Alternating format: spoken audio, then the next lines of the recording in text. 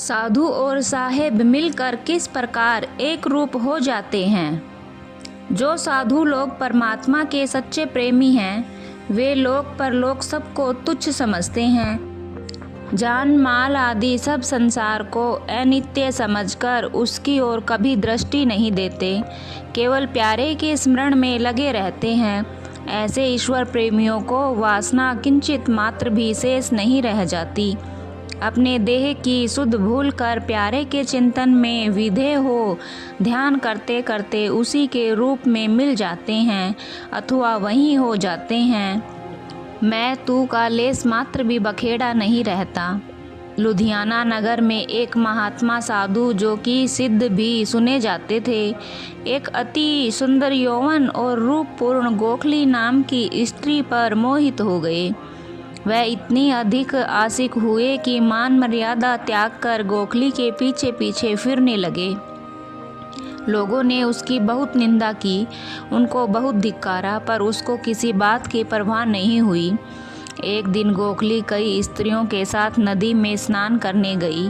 साधु भी उनके पीछे पीछे पहुंचा। गोखली ने जैसे जल में डुबकी मारी, उसी प्रकार साधु ने भी डुबकी मारी। गोता लगाकर बाहर निकलने पर संत भी गोखली हो गया। यह कौतुक देखकर लोगों को बड़ा आश्चर्य हुआ। वर्तमान काल में कितने लोग अंग्रेजी शिक्षा प्राप्त करते हैं। उच्च परीक्षा देकर कोई बीए, कोई एमए, कोई एलएलबी आदि नाना प्रकार की उपाधि प्राप्त कर उच्च पद को प्राप्त करते हैं।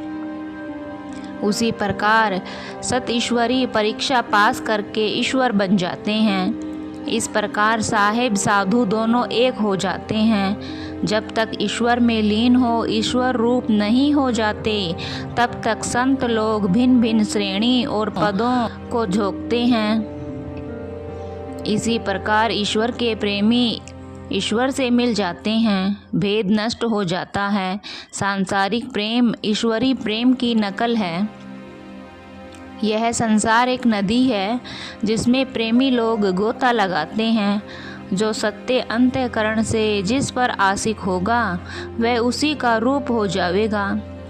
प्यारे के मिलने के लिए सच्चे प्रेम के सिवा दूसरा कुछ नहीं है। जिसने सच्चे अद्वैत परमात्मा में मन लगाया वह उसी का रूप हो गया। वह अद्वैत अनुपम कबीर साहेब हैं, जिसकी स्तुति और प्रार्थना सब ऋषि मुनि करते आए हैं। जो लोग सतगुरु को पाकर भी विमुख हो गए, वह क्यों विमुख हुए, उनकी क्या गति होगी। जो कोई कबीर साहिब की शरण में आकर सच्चे हृदय से सतगुरु का भक्त बना, उसी की स्तुति प्रार्थना में अपना सौभाग्य समझा, उसके ऊपर असत्य आत्मा का आक्रमण नहीं हो सकता। परंतु जो अपनी प्रतिष्ठा, बड़ाई और सांसारिक झूठी मर्यादा के लोभ में पड़कर सद्गुरु का नाम छुपाकर अपना नाम प्रकाशित करना चाहा, उसके ऊपर काल पुरुष की ओर से झूठी आत्मा भेजी जाती है, जो उसको भटकाकर सुख और सत्य के मार्ग से भ्रष्ट कर असत्य पथ में डालकर नष्ट कर देती हैं, सदा उस पर प्रबल बनी रहती है। रामायण में एक वृतांत है कि जिस समय महाराजा भयभीत हो विचारने लगे कि यदि रामचंद्र गद्दी पर बैठ गए तो रावण का मारा जाना दुर्लभ हो जाएगा। अंत में सब देवताओं ने विचार कर दुष्ट आत्मा भेजा, जिसने जाकर मंथरा को भरमाया। मंथरा ने रानी के कई को बहकाया, जिससे रानी ने राजा से रामचंद्र के वनवास का वरदान मांगा। राजा ने वचनबद्ध होने के कारण विवश हो रामचंद्र जी को वन यात्रा देकर आप भी संसार को त्याग दिया। यह सब काम देवताओं के भेजे हुए इस अशुद्ध आत्मा से पूरे हुए।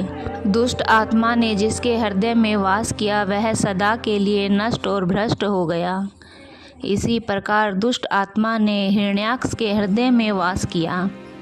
वह विष्णु से शत्रुता कर वैकुंठ में भगवान को मारने गया। यद्यपि समय सूचकता के कारण भगवान विष्णु वैकुंठ छोड़कर बाहर चले गए। समय पाकर प्रहलाद की सहायता के निमित्त नरसिंह रूप धर कर उसका सर्वनाश कर दिया। इसी प्रकार रावण को भी दुष्ट आत्मा ने बहकाया। सब ऋषि मुनि संत साधु ने बहुत समझाया। अंत में कबीर साहेब ने भी उसकी भलाई उसको दर्शाई, पर मूर्ख ने न माना, वरन 70 बार सतगुरु पर वार तलवार का किया। उसका जो परिणाम हुआ सो कौन नहीं जानता। इसी प्रकार कंस आदि अनेक राजाओं को दुष्ट आत्मा ने बहकाकर उभय लोक से भ्रष्ट कराया। जो लोग ईश्वर अथवा गुरु से विमुख हुए, उनको न तो ईश्वर ही मिला न गुरु ही मिला। उन्होंने शुभ अथवा अशुभ जो कुछ किया, उसका फल भोगते हुए आवागमन में पड़े रहेंगे। उनको मुक्ति का मार्ग नहीं मिलेगा। जो लोग गुरु विमुख होते हैं, वह ही ईश्वर से विमुख होते हैं, क्योंकि गुरु पद गोविंद पद से बढ़कर है। ऊंचे अपार वे अंत स्वामी, कौन जाने गुण तेरा। गावत उधरे सुनत इधरे, बिन से पाप घनेरा। पशु और प्रेत मगध को तारे, वाहन पार उतारे। नानक दास तेरी शरणाई, सदा सदा बलिहारे। इस शब्द पर ध्यान दो, यह किसके विषय में है।